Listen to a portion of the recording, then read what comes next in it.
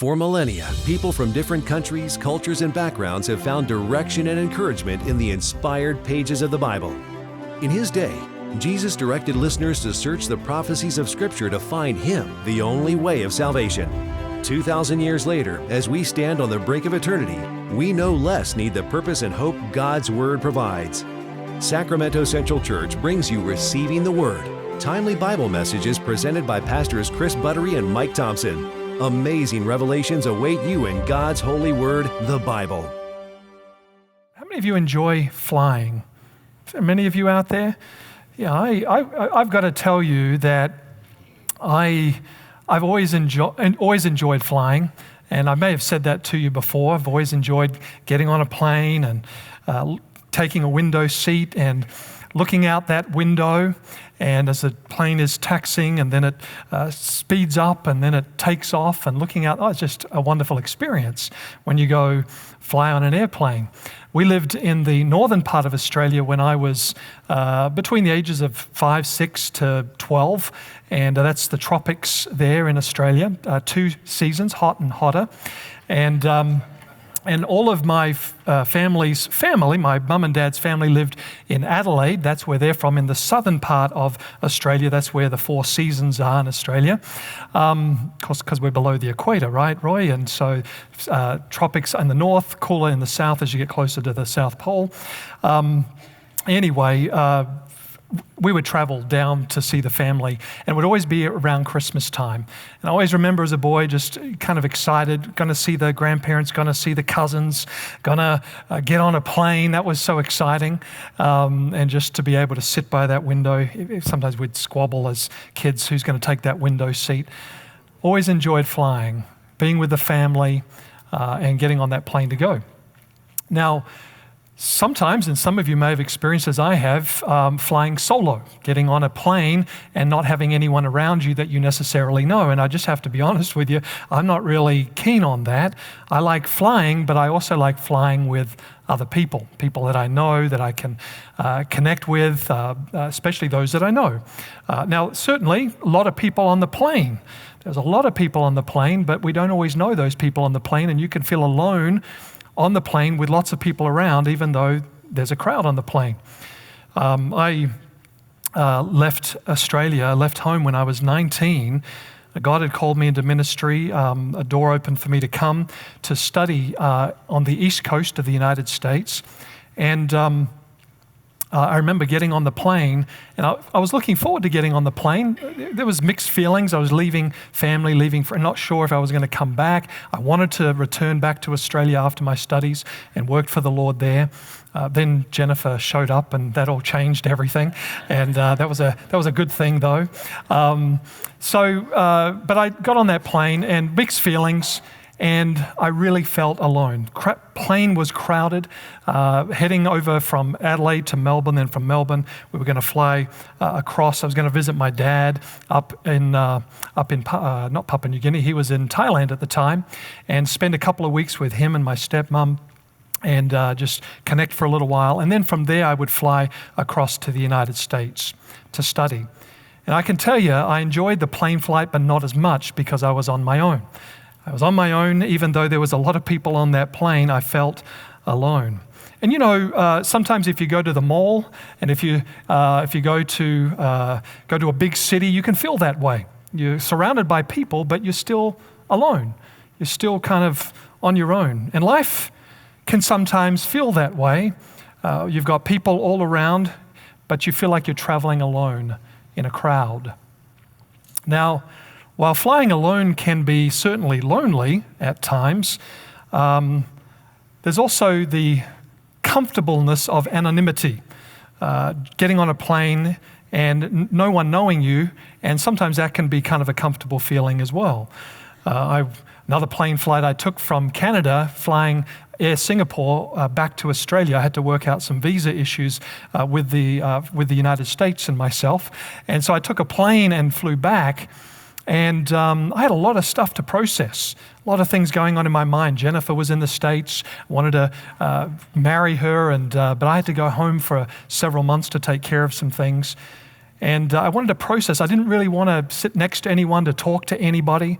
I just wanted to be alone. And it was on one of those huge airplanes, there's like 5 seats in the middle. There's 4 on the outside. I mean, this is a huge plane, 747 or something. And it was remarkable. I had all four seats. I was on the window seat. I had all 4 seats next to me, empty. It was really nice. It was really nice because I needed to process. I needed to pray. I needed to be by myself. There's something about just being by yourself at times too, the anonymity of it all.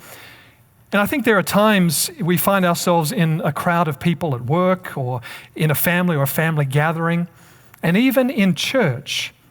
And while we follow social customs, we greet people politely, we shake a hand or give a hug, wish people best wishes, we can still feel lonely at times. We can still feel that sense of loneliness. And sometimes that's comfortable for some people, just like on a plane. For some of you here today, some of you love Sacramento Central because we're big enough, you can check in, check out, no one knows you've been here, and you can sneak in, sneak out, and everything's fine. You'd kind of like that anonymity. We're big enough to hide in. There's comfort in flying solo sometimes. But while there is times where a solo flight can be refreshing, riding that plane, that bus by yourself, is that the way we're supposed to live our lives?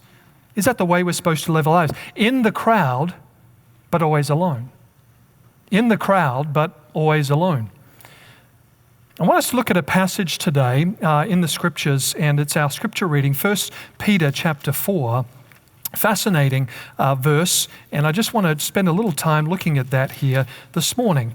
Peter gives us some advice, and Peter is, of course, one of the disciples of Jesus, had a tremendous, wonderful conversion experience. The man who denied Jesus 3 times, lived for Jesus and was willing to die for him, and ended up actually dying for Jesus. As tradition has it, he was going to be crucified, and Peter felt it was too great an honor to be crucified in the same way Jesus was, and so he asked to be crucified upside down, and that's how Peter died. He lived in a very hostile environment. The Christians of Peter's day lived in a very hostile environment. One could say that they were living in a ring of death. There's a place on the southern part of South Africa. There's a little island off near Cape Town off False Bay near Cape Town. It's called Seal Island. It's about 3.5 miles off the coast. And Seal Island is named Seal Island because during a particular time of the year, the Cape Fur seal habitat on this particular island. And they love it. And this is also the place where great white sharks come in droves. And if you've ever seen a documentary regarding this particular island, this is where you see those great whites come up from the bottom of the water and they surface to catch their prey, and they leap about 15 feet in the air and then come back down. And around that island is known as the Ring of Death. You ask any seal and they'll tell you why it's called that. The seals, though, in that area, interestingly, have learned something very important, and that is to never fly solo. They end up traveling in groups, in 7 or 8, and when they're traveling in groups, the shark don't come and attack them. But and occasionally there are seals who will end up braving it alone, and then they become shark bait. They become shark food. And there's a powerful lesson we can learn from those seals who live in that ring of death, of course. If you want to avoid being eaten by the predator of loneliness, don't fly solo. Don't fly solo. But as Christians in the world, and for some of us, even within our families, we can feel alone because we may be the only practicing Christian, the only one who's expressing faith and living for Jesus. And as Seventh-day Adventists, perhaps in a special sense, because we're a minority Christian group, and because of our beliefs, some of the beliefs that we hold as Adventists, biblical beliefs at that, the Sabbath, the state of the dead, the sanctuary, the second coming of Jesus, sometimes when we're skewered to some minds. Now, there are a lot of people who have great appreciation for Seventh-day Adventists. They know people who are Adventists, and they know and they enjoy being around Seventh-day Adventists, but we have distinct doctrines, biblical doctrines, spirit of prophecy. And we live in this vast sea of Christianity, and sometimes we can feel lost, or alone, rather. In a special sense, we're moved because of this circumstance to not fly solo, to not go it alone. And Peter offers us some advice with how to do that. How do we not fly solo? How do we not go it alone, especially in a crowd of people in church and we're feeling lonely? So let's take a look here at 1 Peter chapter 4, and we read verses 8 through 10.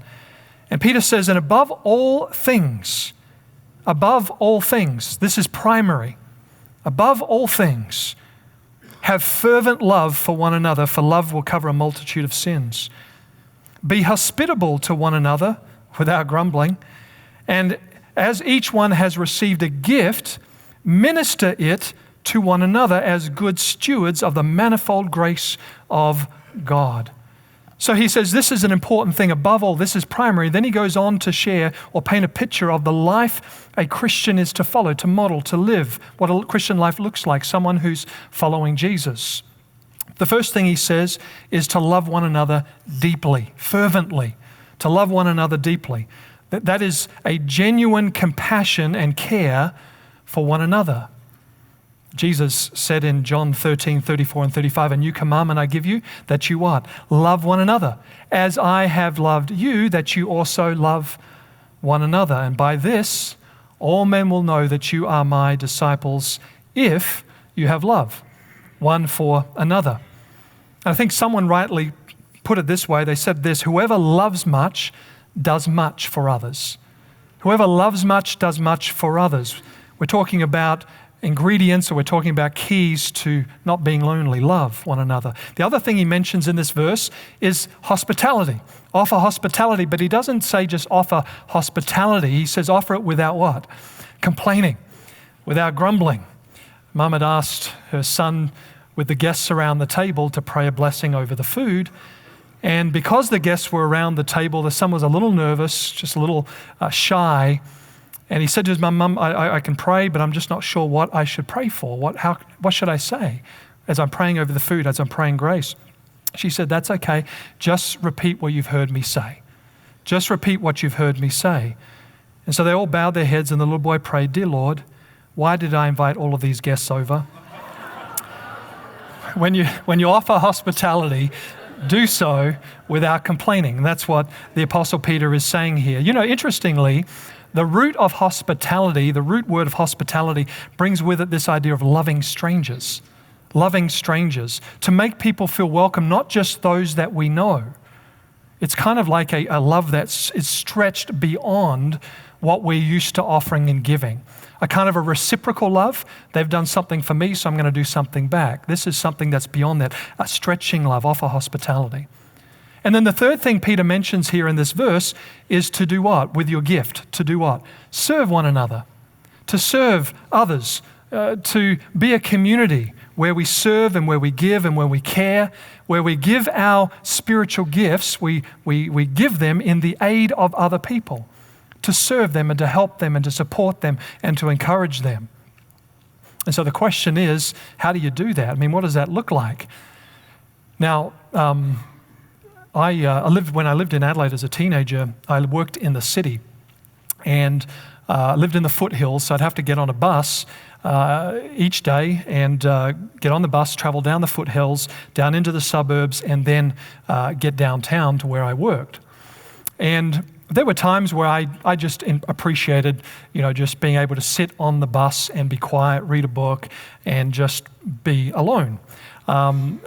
Not always fun. Sometimes you just want to talk with people. But on the buses that I traveled, and I think they still have buses like that. I'm not sure so much in the States. I frankly have never traveled on a bus here in the States that I can recall.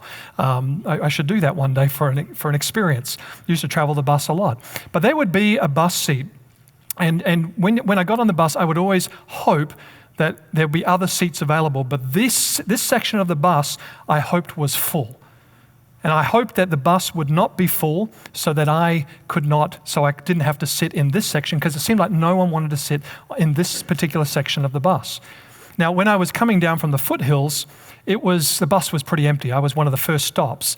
But it was from the city to the foothills where you'd have this problem. It was always this section, and the section of the bus was where you'd have a seat facing where the driver was, naturally looking out the front window in the direction the bus is traveling. But right in front of it would be another seat that would be facing this seat. So you understand there's only room for 2 people to sit there, and then there could be other people sitting there staring at you right in your face. And I got long legs, and I admit it, and sometimes your knees would knock the person that was sitting on the other side. But when you're sitting there and you're there, you can't sit there alone. You can't sit there and put your head in a book. It's rude because you've got people staring at you, looking at you. So you're kind of obligated to have to engage. You're obligated to have to talk to these individuals. You're obligated to have face-to-face interaction. Face-to-face interaction. And so I would do that. I would engage, I'd talk, and then sometimes I'd do it quickly and then put my head in a book. I'd hope that they were all readers, but other times no one would. They'd just be there. You felt like they were looking at you as you're reading. You'd have to engage, you'd have to talk. For a moment, I just want you to humor me because one way to fulfill Peter's words is face-to-face contact, engagement. I just want you to humor me for just a moment as I share something related to this or in relation to modern technology. I think it's safe to say that nothing has changed life perhaps more than the smartphone. A machine many times powerful than the computer that guided the moon landing. And of course, a thing that shrunk down to the size of a crackle bar. You can text a friend in New York. You can FaceTime your grandma in New Jersey. You can order whatever you want from Amazon, wherever you're seated in a car, in an airplane, in a bus, wherever you're seated. You can even answer every question presented on Jeopardy without even learning the answers and get them right. We no longer kind of look out the window, right? Look out the window and wonder and we dream because every waking moment seems to be the phone, the smartphone. What's going on our smartphone device? Some of us even have trouble sitting at a dinner table with the family, with friends, because we're always wondering who's texting, who's contacting me. Or our minds kind of go in that particular direction. This convenience, and certainly it is a great modern convenience, but it's come at a cost. It's come at a cost. Apart from, by the way, in the United States, I read a statistic that 1/4 of children under the age of 6 have a smartphone in the United States. 1/4 of children under the age of 6. By the time you get to the age 10, a lot of kids have them, and of course, teenagers, seems like every single one has one. But it's come at a cost. Apart from delayed cognitive development in small children, and the devices making our children dumber actually and not smarter, they're also making children less happy. And here's why. Thanks to smartphones, kids now have access to non-stop social media, Facebook, all those others, right? Instagram. And the science is very clear that the more time you spend liking social media posts and posting and updating your Facebook status, the less healthy mentally you become. A 2015 University of Missouri study found that Facebook use made more people depressed and increased their envy of others. Because you know why, right?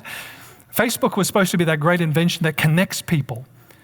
And what happens is people are taking liberty to post a fake life, a life they don't actually have. All the wonderful and fun things they do, and you say, wow, what a life these people have. They're over there skiing, they're over here, they've just taken a trip down to Bermuda, they're visiting with family. Do these people work? I mean, what a life they've got. Where do they get the money to do this?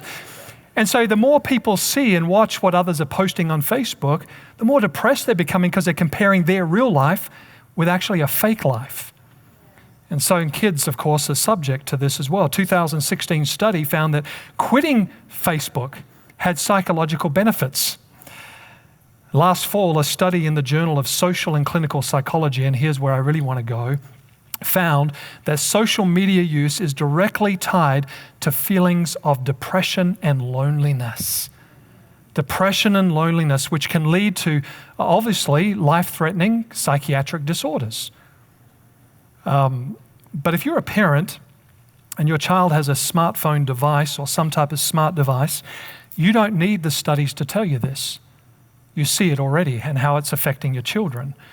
They're learning to be lonely. Smartphone use is making our children sadder, it's making them slower, and it's making them more isolated. Someone said that we live in the most connected world, yet a lot of people seem lonely. Because it's not genuine interaction. It's not face-to-face communication, is it? You know, phones are a wonderful invention, and it's nice to pick up a phone to talk to someone, and especially if you have family on the other side of the country or another side of the world. You can pick up your phone, you can interact using FaceTime, you can use Skype, but there's nothing better than sitting down and talking with someone face-to-face. Just nothing better than that. There's no question about that. A generation is currently learning, this new generation is currently learning how not to have face-to-face communication. Everything is via text, even if they're 3 feet away from you. They're learning to be lonely. But how easy really, and we're talking about kids, but how easy is it for adults to bury their heads in smartphones or anything for that matter when traveling somewhere, when looking up a person, rather than looking up at a person and engaging them in conversation? Face to face. Now, certainly sitting on that bus looking at people was certainly awkward. There are moments where it may be awkward. We prefer minding our own business. But what about church? What about church? We travel together each Sabbath, don't we? We're on the bus, we're on the plane, we're traveling together. And is that really good enough? Is that really good enough? Maybe you're a visitor and you're here because you just wanted to check things out. Now, if I were you, I'd be here checking things out as well. You're in a good place. But is that all there is, just coming here on Sabbath morning? There comes a point in our lives when being alone in the crowd doesn't cut it. It just doesn't cut it. Now, if you're a follower of Jesus, and you are, flying solo isn't an option. Those commands written by Peter, those that the Holy Spirit inspired Peter to write, was to love one another fervently, to be what? Hospitable, and also to do what else? To serve. To serve one another. Those are God's commands to engage. And what does that look like? What does that actually look like? Well, someone said, open your life to someone you just don't know, and as a way of giving them a chance to serve them and to love them. Get to know somebody. Get to know somebody. Open up your heart to somebody. Give them a chance to connect so you can serve and you can love them. And one of the best ways to do that, of course, is simply just having them over, inviting them over, having them over for lunch. Simply said, invite them over to get to know them. It may be just a little bit risky at times, and it may feel awkward, but it's always incredibly rewarding. It's always incredibly rewarding. And for those of you who are incredibly hospitable and sociable people, I was going to say critters, that wouldn't work, people, you know the joy and the blessing of serving others and getting to know people and to love them when you have them over. Just as a simple thing, there are people that come here and they come and they're lonely. They may be the only Christian in their home, the only Adventist in their home. They look for social interaction when they come to church, but they're alone in the crowd. They're lonely, so invite them back. Get to know them a little bit. It's no secret either. It's no secret either that healthy social interactions within the church are a nearly foolproof way of mitigating a problem a lot of churches have. People come in the front door, and typically the front doors are wide open, and churches have trouble just shutting the back door because as quickly as people come in, they walk out, never to return because they weren't engaged. They didn't get connected with anybody. They didn't make any friends. People who have friends in the church stay in the church. And just staying in the church is not the thing. The thing is friendship, where we come together, where we learn, where we're learning from each other, where we're growing together. It's all a part of what God designed in the church. It's crucial, not just for the health of the church, but it's crucial for each person. For each person to have friends and to be able to connect with those friends. You know, scriptures point to the importance of meaningful relationships with other believers. And if we look at how the early Christian church functioned, you'll see that. Go with me to Acts chapter 2. Acts 2, verse 42. Notice this verse. 4 things that took place that were important to the early Christian believers. And you know, we talk about the early Christian church because they're really a model for our church today, the remnant church, the last part of the original. And so we get to learn something from them, and we want to always put it into practice. Acts 2, verse 42, and it says, and they, talking about the disciples of Jesus, the followers of Jesus, and they continued steadfastly, or they gave constant attention to. They gave constant attention to the apostles' doctrine. That is, they were steadfast to the word of God. They grew in knowledge of the truth. It was the thing that gave them solid footing. But it wasn't the only thing that they were steadfast about and gave constant attention to. Notice the very next thing. They continued steadfastly in the apostles' doctrine, and what else? Fellowship. That's right. Fellowship. And of course, breaking of bread and in prayers. So they devoted themselves or gave constant attention to fellowship, where there was communion and brotherhood between the believers. There was fraternalism and kinship, camaraderie, friendship. There was community, genuine community. And they not only had mutual affection for one another, but they had a great deal of mutual conversation with one another as well. They engaged face to face. They didn't live as hermits, but they made every single effort to be with one another. You saw one Christian, you'd have to look around. You'd be pretty sure there'd be others around as well. And when they came together, they often broke bread. It's a great way, of course. We talked about just earlier about having people over to eat, just to socialize, to connect, and to build one another up, right? They came together to break. That's a break bread just simply means, it's a Hebrew idiom to mean that they eat. Now, some folk have no problem eating. Sometimes folk eat and don't talk. And they'll just eat their meal and then, but great way to socialize and connect is to sit over a table, right? And eat together and share with one another. And it's more than just sitting around and socializing. This is a time where we strengthen one another's faith and resolve to continue to be faithful to Jesus Christ. And also the believers, we're told in Acts 2, they came together to pray. They devoted themselves, constantly gave attention to prayer, both private and corporate, public prayer. There's nothing better than God's people coming together to pray. Whether it be 2 or 3, is that what Jesus said? Where even 2 or 3 are gathered together in my name, there I am in the midst. Isn't that what Jesus said? There are 3 things that I want to ask you. 3 things. Who does God want you to open your life up to? Who does God want you to open your life up to? That's question number 1. Question number 2, are you a part of a ministry group, a life group? Are you a part of connecting with families and friends, Christ people, for that support and that encouragement? The third question is, have you opened up your life to God for a face-to-face relationship with Him? Because He has opened up Himself to you. We're so glad you decided to tune in to today's Receiving the Word program. If you have a special prayer request, we would be happy to pray about it for you. To discover more about the Bible through our free online Bible studies, or to listen to more life-changing Bible messages, go to saccentral.org and click on the Media Resources tab. If you've been blessed or encouraged by our ministry and God impresses you to support us, then visit our website or write to us at 6045 Camellia Avenue, Sacramento, California, 95819. Always gladly receive God's Word.